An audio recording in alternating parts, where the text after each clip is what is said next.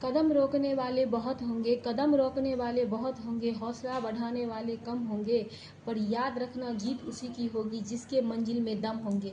तो हे व्यूअर, इसी के साथ हम बहुत बहुत स्वागत है आपका मेरे इस चैनल स्टडी विद मम्मा बेटी में।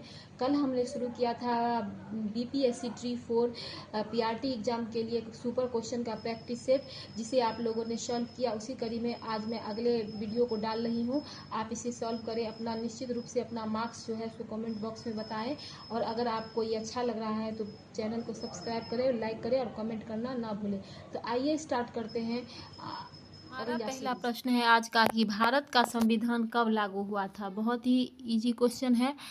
तो भारत का संविधान जो है वो लागू हुआ था 26 जनवरी 1950 को भारत का संविधान लागू हुआ था।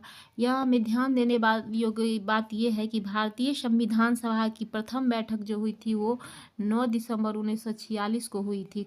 भारतीय संविधान सभा की प्रथम बैठक, जिसमें सच्चिदानंद सिन्हा को भारतीय संविधान सभा का अस्थायी सदस्य अध्यक्ष चुना गया था, और 2 दिन बाद 11 दिसंबर को हुई बैठक में डॉक्टर राजेंद्र प्रसाद को भारतीय संविधान सभा का अस्थायी अध्यक्ष चुना गया। तो चलते हैं अगले क्वेश्चन की ओर, जो है दूसरी हरित क्रांति का संबंध किससे है।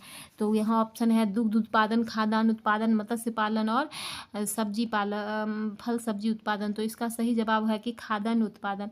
अब पहली हरित क्रांति भारत में कब हुई थी। तो पहली हरित क्रांति भारत में 1966-67 में आई हुई थी, और भारत में हरित क्रांति लाने का श्रेय जो है वो डॉक्टर MS स्वामीनाथन को दिया गया है। आते हैं हम अपने तीसरे प्रश्न की ओर, है ये पानी का शुद्धतम रूप कौन सा है। वर्षा जल, नदियों का पानी, बर्फ का पिघला हुआ पानी, RO से निकला हुआ पानी। तो यहाँ पर आप प्रश्न का उत्तर करेंगे वर्षा जल नदी का शुद्धतम रूप है। प्राकृतिक रूप से प्राप्त पानी में वर्षा जल ही शुद्धतम रूप है। वैसे अशुद्ध जल जो प्रयोगशाला में तैयार किया जाता है वो पानी का शुद्धतम रूप है। आगे के क्वेश्चन में आते हैं, शिक्षण विधि में कौन सा सबसे उपयुक्त है। प्राथमिक स्तर पर कौन सी शिक्षण विधि सबसे उपयोग है। व्याख्यान विधि, प्रश्नोत्तर विधि, खेल आधारित विधि। तो इस प्रश्न का सही उत्तर होगा खेल आधारित विधि। आते हैं हम अगले क्वेश्चन की ओर, बाल विकास में संज्ञानात्मक क्षेत्र किससे संबंधित है। सोचने और समझने से, शारीरिक विकास से, भावनाओं से और सामाजिक व्यवहार से। तो संज्ञानात्मक क्षेत्र का अर्थ होता है सोचने और समझने से। आते हैं हम अपने छठे प्रश्न की ओर, बिहार का राजकीय वृक्ष कौन सा है। तो बिहार के राजकीय वृक्ष के बारे में पूछा गया है, जो कि आप लोग जानते भी होंगे कि बिहार के राजकीय वृक्ष जो है वो पीपल है। आप कमेंट करेंगे कि बिहार के राजकीय पक्षी कौन सा है।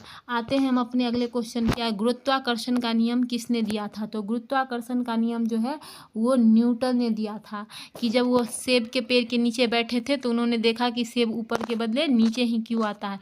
आते हैं अगले क्वेश्चन की, और जीव जंतु किस गैस को सांस लेते हैं।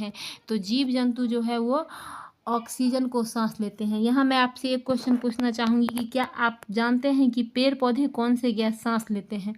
आप निश्चित रूप से इस प्रश्न का हमें उत्तर कीजिए कि पेड़ पौधे कौन सा गैस सांस लेते हैं, ऑक्सीजन या कार्बन डाइऑक्साइड।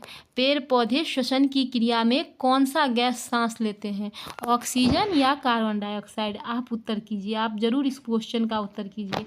अगला क्वेश्चन है, कौन बनेगा करोड़पति टीवी शो के मेजबान कौन से हैं। ये तो बहुत आसान क्वेश्चन है, option number B Amitabh Bachchan. अगला क्वेश्चन है, गंगा नदी का उद्गम स्थान कहाँ से है। तो गंगा नदी का उद्गम स्थान जो है वो गंगोत्री ग्लेशियर से है। गंगा नदी उत्तराखंड के उत्तरकाशी जिले से गौमुख के निकट से निकलती है, और जहाँ ये निकलती है वहाँ उसे भागीरथी कहा जाता है, और इसकी लंबाई 2525, ये याद रखना ज़्यादा ज़रूरी है कि गंगा नदी की लंबाई 2525 मीटर है, ये 2525 किलोमीटर है। ये याद करना आपके लिए बहुत ज़्यादा ज़रूरी है। तो आते हैं हम अपने नेक्स्ट क्वेश्चन की और, शिक्षक दिवस कब मनाया जाता है। तो शिक्षक दिवस 5 सितंबर को मनाया जाता है, और हमारे प्रथम उपराष्ट्रपति सर्वपल्ली राधाकृष्णन के जन्मदिन पर मनाया जाता है। आते हैं हम अपने 12वें प्रश्न की और, असहयोग आंदोलन का नेतृत्व किसने किया था। तो असहयोग आंदोलन का नेतृत्व महात्मा गांधी ने किया था। असहयोग आंदोलन की शुरुआत, बार बार पूछा गया क्वेश्चन है, 1 अगस्त 1920 ईस्वी को हुआ था और इसकी शुरुआत के दिन ही बाल गंगाधर तिलक की मृत्यु हो गई थी। असहयोग आंदोलन शुरुआत करने का प्रस्ताव जो है वो विशेष कलकत्ता के विशेष अधिवेशन में लाला लाजपत राय की अध्यक्षता में निर्णय लिया गया था कि असहयोग आंदोलन किया जाएगा और पारित किया गया था। वो था नागपुर का अधिवेशन, जिसके अध्यक्ष थे विजय राघवाचार्य। तो आते हैं हम अपने 13वें क्वेश्चन की। और बच्चा सबसे पहले कौन सी भाषा सीखता है, यहाँ हमारा क्वेश्चन है। तो बच्चा सबसे पहले मातृभाषा सीखता है और हम क्या करते हैं, हम उसे जन्म के साथ सिखाते हैं इंग्लिश भाषा, जिससे बच्चों की सर्वांगीण विकास जो है रुक जाता है। लेकिन हम अपने ईगो में, समाज में, हर जगह अपना, अगर आपका बच्चा 2 लाइन इंग्लिश बोल दिया तो लोग कहते हैं कि अरे बच्चा पढ़ने में तो बहुत तेज है, भले ही उसको कोई जानकारी ना हो। और इसलिए हम बच्चे की भावना बाहर नहीं आने देते हैं, उससे जन्म से ही उसे इंग्लिश, जबकि बच्चा हमेशा जो है वो विदेशी मातृभाषा में ही कुछ भी बोल पाता है, इसलिए उसे मातृभाषा में अपनी भावनाओं को व्यक्त करने देना चाहिए। हमारा 14वां क्वेश्चन है, गिद्ध किस प्रकार का जीव है। तो इस क्वेश्चन का सही जवाब होगा गिद्ध जो है वो मांसाहारी जीव है। हमारा 15वां क्वेश्चन है, सूर्य से पृथ्वी तक प्रकाश आने में कितना समय लगता है। तो सूर्य से पृथ्वी तक प्रकाश आने में 8 मिनट 20 सेकेंड लगता है। हमारे NCERT ने इस क्वेश्चन का यही सही जवाब बताया है। और आप हमें बताएंगे कि प्रकाश का जो है वेग वो कितना होता है निर्वात में। प्रकाश का वेग निर्वात में कितना होता है, ये हमें आप बताएंगे। अगला क्वेश्चन है, पंचायती राज प्रणाली का पहला राज्य कौन सा है। तो पंचायती राज प्रणाली का जो है वो पहला राज्य राजस्थान है। इसके नागौर जिले में 1959 में पंचायती राज प्रणाली की स्थापना की गई थी। हमारा 17वां क्वेश्चन है, पोलियो किसके कारण होता है। तो पोलियो जो है वो वायरस के कारण होता है। और आपके लिए क्वेश्चन है कि हैजा और टाइफाइड किसके कारण होता है। हैजा और टाइफाइड किसके कारण होता है। विटामिन डी के कमी से क्या होती है। विटामिन डी के कमी से कौन सा रोग होता है, रिकेट्स। विटामिन सी के कमी से कौन सा रोग होता है, स्कर्वी। विटामिन ए की कमी से कौन सा रोग होता है, तो विटामिन ए की कमी से होता है रतौंधी। तो आपके लिए क्वेश्चन है कि विटामिन बी का रासायनिक नाम क्या है। विटामिन बी का रासायनिक नाम, जिसे बी कॉम्प्लेक्स भी कहते हैं। तो विटामिन सी का रासायनिक नाम क्या है। आप हमें ये क्वेश्चन का आंसर देंगे कमेंट सेक्शन में। अगला क्वेश्चन है, गणित में किस विधि से छोटे बच्चे को पढ़ाना चाहिए। तो छोटे बच्चे को हमेशा प्रत्यक्ष अनुभव के द्वारा ही पढ़ाना चाहिए, इससे उनके दिमाग में ज़्यादा असर होता है।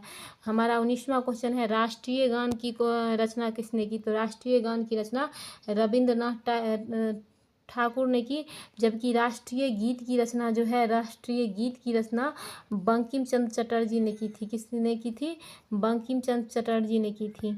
और आप जानते हैं कि सन्यासी विद्रोह के दौरान किसका रचना किया गया था, ये आप हमें कमेंट सेक्शन में बताएंगे। 20वां क्वेश्चन है, शिक्षक की सबसे बड़ी भूमिका क्या है। तो शिक्षक की सबसे बड़ी भूमिका है बच्चों को सोचने और समझने हेतु प्रेरित करना। तो आशा करती हूँ कि आप सभी को हमारा ये श्रृंखला पसंद आ रहा होगा। अगर आपको पसंद आ रहा है तो मेरे इस चैनल को सब्सक्राइब करें, लाइक करें, कमेंट करें, ताकि मैं इसे कंटिन्यू कर सकूँ और मुझे मोटिवेशन मिल सके। धन्यवाद।